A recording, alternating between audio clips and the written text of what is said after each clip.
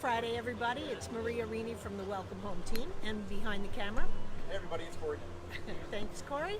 And today we are at one of my favorite restaurants, Grant Street Cafe in Dumont with Chris DeLaura.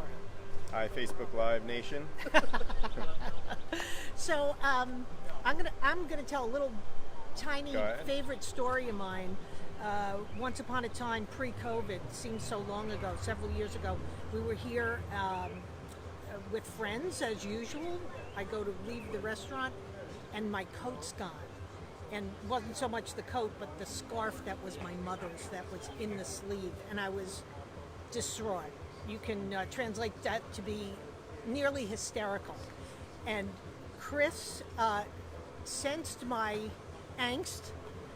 He literally, after we left the restaurant the next day, he reviewed the security footage. He consulted with the other employees. He tracked down the person who had picked up the wrong coat and found a friend of a friend and contacted them at home until he found me my scarf. And I will be forever grateful for that. So thank you so much. I forgot that story, actually, until you just told it. I remember that.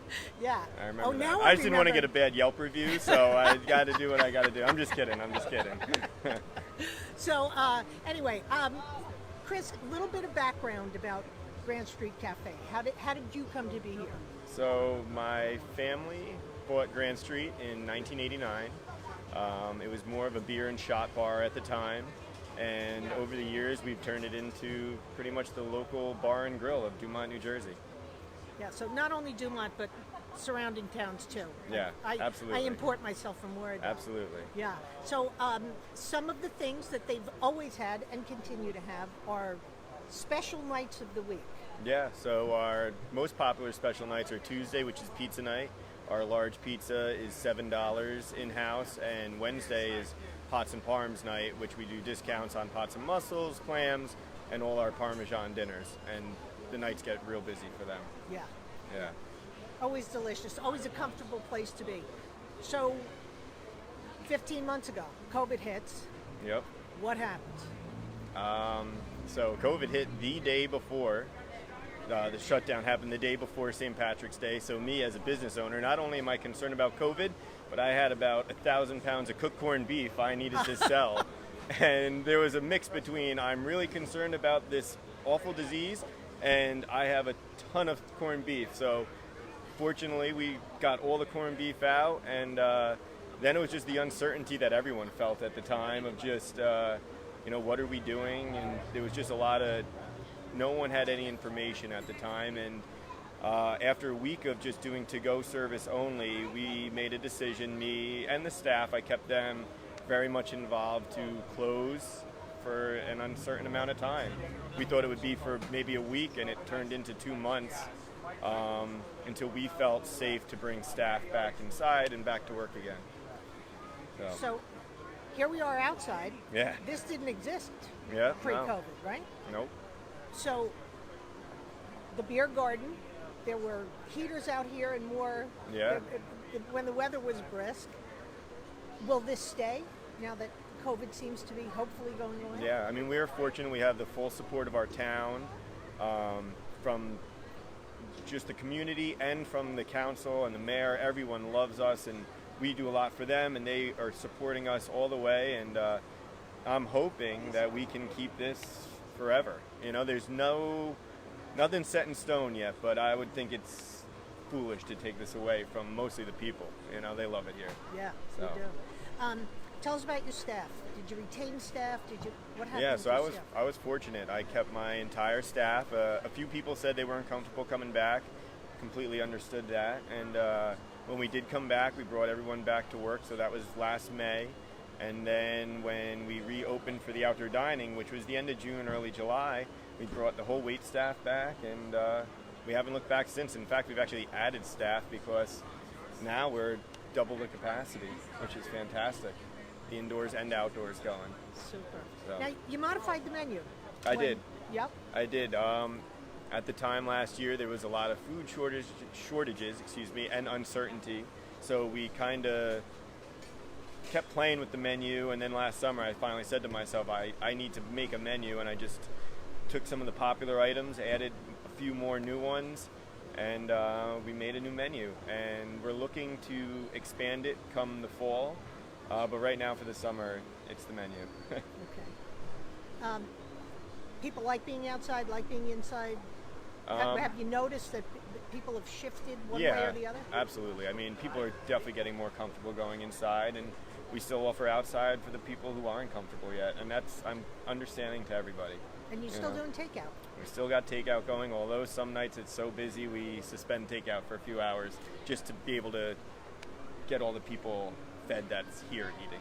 If that makes sense. Now, also I remember seating times during COVID. Are we still doing that, or more we do take walk-ins now, which is much easier, and but we do still have reservation slots available, and we seat on the hour every hour. So pretty much from 4 o'clock to 9 o'clock, if you want a reservation and the slots available, we still take a lot of reservations. So we're fortunate.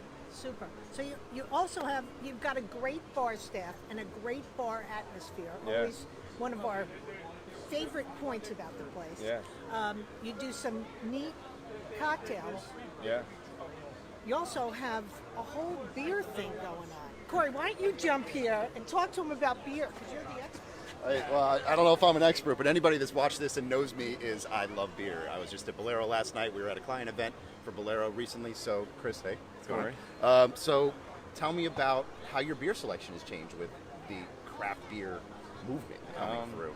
We're kind of talking about it a little bit before. I'd say about maybe a little more than 10 years ago, we decided to move towards the craft beer world because we saw it expanding, and we thought we needed to be involved in this. And I love craft beer myself, like you. Same. And we have 22 draft beer lines that we are constantly rotating, and it's all local beers from Kane, Carton, Brick City, and to some other guys like a little farther away, like up in Vermont, California. We bring in everything. Okay, excellent. So you have a wide selection, I assume. IPAs, lagers. Sours, we were talking about a sour before that's going to make your cheeks pucker. But what do you see when people come in? Because obviously you walk in, it's got a very homey feel to it when you walk into the bar. Yeah. So I assume you have a lot of regulars. They have their regular beer, but what do you see people drinking? What are they coming in looking for? Yeah, I mean, look, I don't want to pressure people to drink what they don't want to drink. So we offer Coors Light, we offer Yingling, we offer all the standards. But